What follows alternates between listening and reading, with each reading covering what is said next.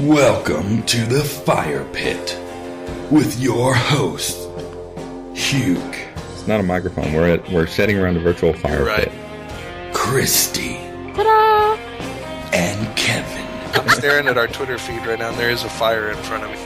With special appearances by Captain Excitement, JT. I can't really clap. So pull up a chair, but don't forget to bring wood. You're at the Fire Pit. About some history of the Ben Hall playing music, because that's where we met originally. Yeah. I remember back in the day. Well, this goes back to me and Christy getting married. Yes. Back in 1900. What am I at? Back in 2007. I was working for Dish Network, and I took off like a couple of weeks. We went to San Antonio, had a nice nearly week out there on the Riverwalk, and then we went out to Green, had some fun out there, and then we came back home, and we were looking for something to do. The kids were away. The kids were staying with other people so we can enjoy our nuptials. Mm-hmm. And so I was looking on MySpace it was back in the MySpace days. Remember those? Yes. Remember when MySpace was actually usable and worth something? Still is. Do you still use MySpace? Yeah. I fall for everything everybody says. So yeah, Ben and the Dragliners were playing at the Mucky Duck on the back deck. And so I was like, you know what? Let's go out and see these dudes. So then it turned into we kept going like every week. Mm-hmm. And then eventually Mr. Matt Ling, right, the Dragliners, he had to go finish some law school business. Yes. So then Ben asked me if I wanted to do some song swapping on the back deck with him on Friday nights. I was a little bit reluctant. At that point, I'd only played in public twice at open mics, two Blanco open mics. That's the worst place to play an open mic too. I've learned that. Yeah, so, yeah. Are they still open? It was. Yeah, the place is no longer. Okay, yeah, Blanco's sad. Sorry, but it's a good place to go see like Gary P. Dunn. And, but dance on the floor of it. Exactly. They want you to dance. They want to hear dance music, and I was not dance music. So I played two open mics, so I was a bit nervous, but I agreed to it, and then did it, and then that became the Front Porch Society, and then I kind of took off from there, and I've been playing ever since. So it's kind of Ben as the guy who helped save me from obscurity and open mics for years and years. You know what I mean? So I kind of got a late start in this whole thing. I kind of wrote songs and played them around the house, but as far as getting out and playing them, Chrissy was pushing me a lot, and then so that really helped me a lot too. So when did you come about in songwriting and like performing? I started late too. I didn't begin playing guitar till I was in college. Oh, really? Yeah. So I was a freshman at A&M, and I just became obsessed with music and loved, particularly the Texas country stuff that was going on at the time. And I figured, well, I want to play guitar, and I want to learn these songs and learn how to write songs. So this is in College Station. In College Station. Okay. So I took lessons at St. Mary's Catholic Church with my cousin William Clark Green, who's actually gotten pretty big on the Texas music scene now. Right. Right. You may have heard of him if you're from around here. Yeah, but we took it at we took lessons at the same time, and I was a freshman in college. I think Will was like a 6th or 7th grader, and his mom would go pick me up from my dorm, and I'd get into her car. She'd drive us over to the church, and we'd get our lessons there. So yeah, I started there, and I learned chords and how to play decently enough to start learning songs, and within probably like 8 months or so I was playing along the Northgate Strip there in College Station, and I'd written a couple songs, but we mostly were like a Reckless Kelly cover band at the time. And but my buddy Matt Ling and I formed a band, and our band's name was Hauling Ass. And it was me, Ben Hall, then Matt Ling, and then my buddy Brian Bennix was the ass of our band. And Brian's job was basically to sit up there on the stage and drink. Right. And do a sing-along and sing, too, when he wanted to, whenever he felt like it. And we got to be sort of popular, just because we had a song I wrote called Broken Heart and a Boner. And I ended up having to play that thing like 4 or 5 times a night. Right. To drunken college crowd thing. So, but it was, we were getting paid to play and we were getting free beer and it was pretty awesome. But, kept up the writing. We weren't, I wasn't too serious about trying to write meaningful stuff at that time. It was just kind of have fun kind of music. And the more I've played, the more serious I take it. So trying to actually say something of merit, right? Yeah, when I can. When we did the Front Porch Society, we didn't hear the Boner song really. So right. There was a few times where we got a little what do you call it, uncensored, and had a little bit more fun. And then I think I've heard it a couple times. Yeah. But it was never like a big hey, But yeah, we had a lot of fun. It was a really good thing to do, and obviously kept up with it. I guess it was like 1999 or so that I started playing. So yeah, been a while, almost 15 years now. Wow. Yeah. Been playing. Cool. Totally. Yeah. So we graduated from A&M, then we after we moved back to Houston. Got jobs, and we formed the Dragliners at that point with Randy, Everlove, and Hill. Right. And then my cousins were in the band too. And then Dragliners have had probably about 10 members or so total. Right. Who've been in and out. But current lineup is myself, Matt Ling, Randy Hill, Nathan Taylor, and Mr. Bean Lover himself, Samuel Barker on the bass. Right. So yeah, and we have a really good time. Cool. Love playing with the Dragliners. We don't play often enough. No. Yeah. That's true. I really liked hearing Dragliners, and so yeah, that was always a good time going back to the back deck, and I kind of missed it. I liked when we first had it. You had like your vibe was, what was it, grunge grass? Yes. Really cool. I like that. Yeah. Randy had, I think, just had like the snare. Just a snare beating the crap out of the snare drum. And it's kind of evolved over time to, it's a full drum kit and electric guitars. We actually have a bigger presence, fuller sound or whatever. Right. But I kind of miss those days of stripped down, just, bringing it as raw as we can. Yeah, I think that's one thing we had the attitude of we're going to play hard. Regardless of, we were kind of like that punk attitude towards country music or folk, and that was our deal. So yeah. Yeah. So yeah, I enjoyed those nights a lot. And I miss them. Like every once in a while, I'll step back and kind of go into a trance, and I'll just see Randy Hill, just in that steady pace. Yeah, I once saw like an old film of him playing like with us, and like just the sheer intensity, tenacity of him beating the drum. It was just something. I'm like, God, he really just beat the crap out of that thing. But something I remember about you, first time met you was you guys. Yeah, we were on our honeymoon, and we just came from Green. I'm like, I was so jealous of y'all being just gone from Green. That's one of my favorite places in the world. It's beautiful. But then also when you started playing, you brought your guitar, and on your guitar case you had "Huked on Phonics." Yeah, that was a sticker that we got on the honeymoon. I was like, wait, this is too good to pass up. It was somewhere on the San Antonio Riverwalk in one of those stores, and slapped that puppy on my guitar case. Yeah. This spelled, hooked on phonics for huked, and it was just so perfect. Yeah. That's what she said. She was like, this is just too perfect. You got to get it. I was like, you sure? It's not going to be stupid. She's like, no, but obviously it worked.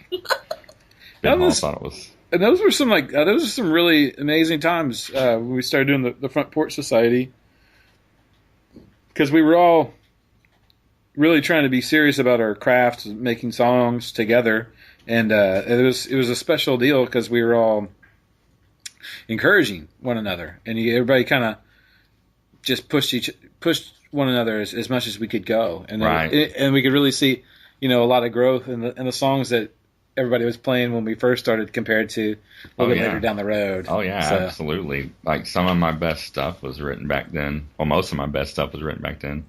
I had when we first started that, and I remember because I think the first Front Porch Society show that we did was me, you, Randy, Brett Mouton, and that might have been it. Nathan Taylor showed up, but he was in the crowd. Later on. He was a bearing witness to the whole thing, and I had 5 songs at the time written, so I kept hoping that there was going to be a lot of banter, and that, because I was like, well, yeah, if we go around more than 5 times, I'm kind of screwed at this point. You know what I mean? So yeah, and then I started writing songs like crazy, just sitting there and just being a part of that whole thing. And I think everybody was starting to write songs like insane. Mm-hmm. Because just, I don't know, just something about that. Did y'all write a lot of music together at the time? No, that's the thing. It was all independent, or the majority of it was independent writing. We'd come back and be like, "Hey, I got a new song," Right.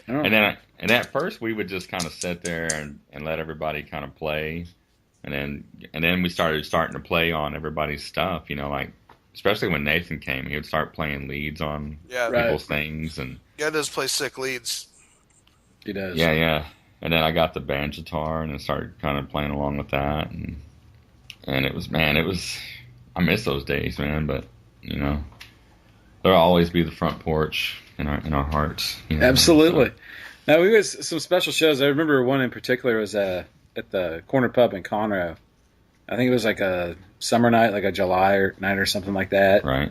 And it was just one of those magic nights where everything went perfectly. Right. And I think that's the only time it's ever happened in my musical career. Everything just kind of it just felt so good the entire show. Right. There was no, I love gigs like that. We've had them, with Wayward Sons and with other things we've done too. And like you said, Front Porch, man, there was so many nights where you just felt like it was something magical at the end, And then there's nights like that. I know what you're talking about, that Corner Pub show. It was more than magical. It was just like, it was just out of this world, just good. You know what I mean? And you just, there's no high like it. I don't do drugs and stuff like that, but that's how I get off, So, and yeah, man, there was some of them nights where I remember some shows too where we kind of rode together, and the whole time, I don't know if it was Wayward Sons or something, but the whole time till the ride back home, we were just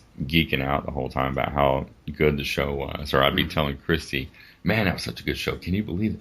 You know what I mean? It's just like you just wish everybody in the world could have heard it, right? And we had that a lot with the Front Porch Society. Yeah, I think that's music. That's the power of music. And somebody's doing something, or you're a part of something that's really special. Music has that ability to connect. It really does. Yeah, and in multiple levels. So, yeah, that's why I get off on it. Like you just get hooked, and it's not just your own writing, performing. It's music in general.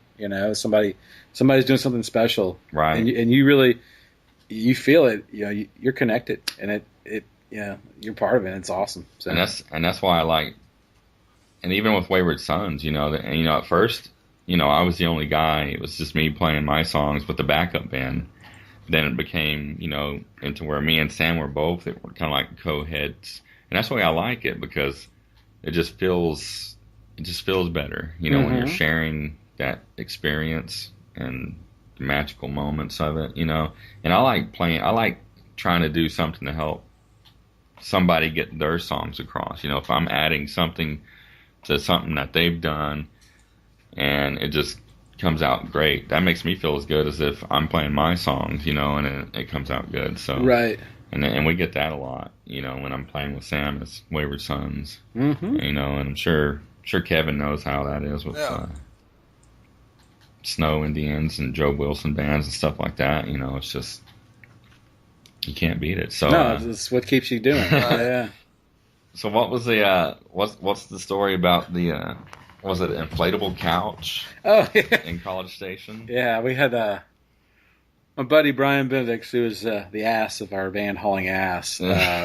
He lived on East Tarot Street, right there in Bryan, and it's one of the thoroughfares people take from going from College Station to Bryan, and Brian's didn't pay his cable bill, so he decided he was going to get his entertainment by sitting out on his couch, right by the on a little hill right by the street, and so we'd sit on a couch and drink beer and watch people go by and wave on Fridays. So it was kind of our deal. Right. And we did start doing this for, on a routine basis. And people started coming wanting to join us.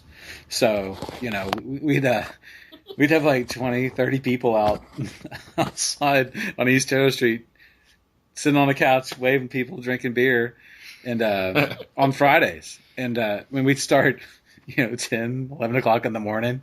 And, wow. Yeah, we'd have a really good time. And it got to be like during Lent, we would have the couch and we'd get the grill out, and you're supposed to be like fasting and abstaining from meat. So we would eat better on Friday grilling out because we got grilled fish, and we'd had this humongous spread that we'd eaten all week.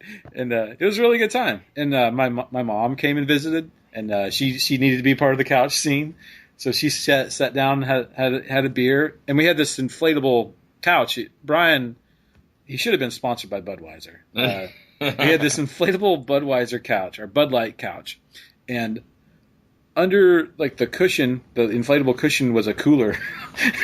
So you're sitting on your cooler, and it was great. And we also had someone had given Brian an inflatable blow up doll for his birthday. So we'd sit her right in between us there on the couch. And this is, as traffic was going by, people, honk, wave, whatever. And we actually made the A&M yearbook that they come out and took our picture. Yeah. And then we actually brought the band out there, played the couch. And official beginning of Couch by Couch West. There you go. It really, and the street, East Terrace Street, was also called the Poop Loop in Bryan because it was right by the little factory that does the sewage plant, nice. So it smelled like poop. And I was talking to my buddy Gabe Wooten several months ago. We played together, and he said that was one of the most memorable things he'd ever had in College Station was seeing the Hauling Ass playing the Poop Loop in Bryan. So, nice. Yeah. Can't beat the Poop Loop, huh? No. We got into a lot of places in College Station just because our band's name was Hauling Ass. Be like, oh, well, we want to have y'all. Sometimes it's all in the name. It's all in the name. Yeah. Man, that sounds like good times. I wonder if we need to find an inflatable couch one time and do it. Maybe just do our infamous show that we needed to book, the Green Hall at Green Hall. Yes. Maybe we should do that with an inflatable couch. That'd be. And then we can bring somebody that smells like crap in. It was a great time because you didn't care, and we just had a blast wherever we could, So. Yeah, definitely, man. Yeah, that sounds like it. I wish I would have had a college experience like that, but alas, I don't.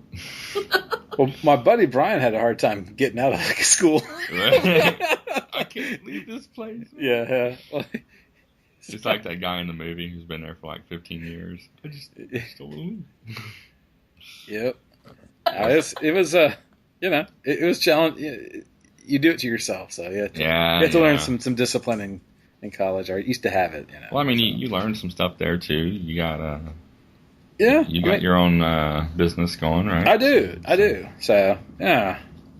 So I ended up teaching after school. I got my degree in psychology at A&M, and then I went back for a master's at Texas State, and so I have a practice in Pearland. So right. Yeah. So when you were at Texas State, that's whenever you got in with the Cheatham Street Exactly. crowd. That was for me. That was probably the better education was going to Cheatham Street on a regular Well, yeah, basis. they're pretty known for having some songwriting, right? Yeah, it was. It really was. It was kind of like it was like church for songwriting.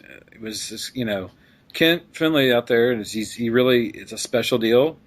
It's about encouraging young songwriters and trying to create an environment where they can learn and where they can also try out whatever stuff they want to try and get helpful advice and it's that sense of community. Right. I know people are always looking for community, even Pringle eating folks. Yeah. And that's I guess the thing about Cheatham Street is just a wonderful community, and they have a sign that says "Welcome Home" when you go in. And, That's cool. Yeah, and it feels like that. I mean, people are just really pleasant, and it's not about like getting drunk or getting crazy in there. It's about the music, and It's kind of like a sacred place. it is. So- It's a sacred deal. That's really cool. I've been by there, but I've never actually went in. I've kind of just been through San Marcos and seen it like next to the railroad track. Yeah, right there by the tracks. That place is cool looking. You should go in, man. You really should. I've And never go been. on a Tuesday, or I think it's Tuesdays a songwriter night. I've never actually been there I've always been there when it's not open. Like Gotcha. the time of the day I've been by there, it's never open. So I'm like, that sucks. But yeah, I would like to get out there if I'm ever out that way. I can go by there on a Tuesday night. Maybe we'll have to do an anniversary trip. Oh, maybe. There you go. It's the first I've heard of this. I like it. We can go on an anniversary trip. I'm in agreement. Ben says he's coming. Yes, we have to book our. Guys, this is so romantic. Well, it's kind of like we had the same anniversary. It's just a few days later, Yeah, it is true. It's I can look back on there and say, hey, when did you start playing music? Really, and I can go back to our honeymoon. You know what I mean? So that's pretty crazy. I'm just picturing myself in between y'all in the hotel room saying, "Pass the Pringles." I just tweeted Walmart asking if I can get my hands on a Ben Hall Pulled by the Moon CD. So, you want to talk about that, Ben? Sure. The CD a little bit there. Yeah, I put that record out last year, 2013, and it's done pretty well for me. I worked with Jimmy Pizzatola over at his place in the Heights, and we got a bunch of local musicians, to work on it. Nathan Taylor does some guitar work on it, some vocals on it too. Then Will Van Horn did some steel guitar on it. Will plays with Robert Ellis, so he's definitely a talented musician. What he did with the steel guitar was pretty incredible, I thought. And then Rihanna Barker sang some backup on it. Jimmy played bass, and we had Steve Condolari play some drums. Matt Harlan played some lead guitar. And I think that's it. Hope I'm not and then one of my friends, Denise Rose, sang some harmony vocals too on it. And yeah, I put it up last year, and definitely was pleased with it. But I did a tour or CD release tour this past summer, and I actually got to go down to San Marcos and play at the Cheatham Street Warehouse. So cool. Yeah, and Kind of come home, welcome home. it was like coming home. And then I also did a in-store there in San Marcos at this place called the Lone Star Music Emporium, I think it's called. Anyway, and that was a neat deal. They had like beer on tap there, Ziegenbach, so people come in and drink beer while you're playing in the record store. Nice. Yeah, that was a good time. And then, and then we got to jump into the San Marcos River, which is probably my favorite part of that whole trip. The fresh aqua, the springs is, it's spring fed. The river is, and oh yeah. And I don't know if you've heard about this, but there's a certain species that resides there on the San Marcos River, and it's called the Texas River Cooter. The Texas River Cooter. Texas River Cooter. I have not heard this. Yeah, and I've definitely been thinking about trying to write a song about the Texas River Cooter there on the San Marcos River. That, and they have signs along the San Marcos River that says "No public tubing," and I think if you could combine "No public tubing" and the Texas River Cooter together, that it would It'd be be able storm. to make a statement. Yeah. If you had a Texas River Cooter tubing, you saying? Yeah. Make like a big political coup or something in the Absolutely. city of San Marcos? Mm-hmm. No public tubing. That's kind of weird out there, right? It's strange, isn't it? Yeah. So you can privately tube, but not publicly tube. Right. Right. It's acceptable to privately tube. Privately, yeah. Don't look at us. Don't look at us. Nothing to see here. So if you build a contraption that encompasses you while you're on your tube, you should be safe. I'm about to get some. It's all a matter of technique with tubing. It really is. Yeah. It's all about. That's what it's all about is technique, right? Mm-hmm. Yeah. What is your favorite technique of tubing? Is there like a? Well, I like it in the summer.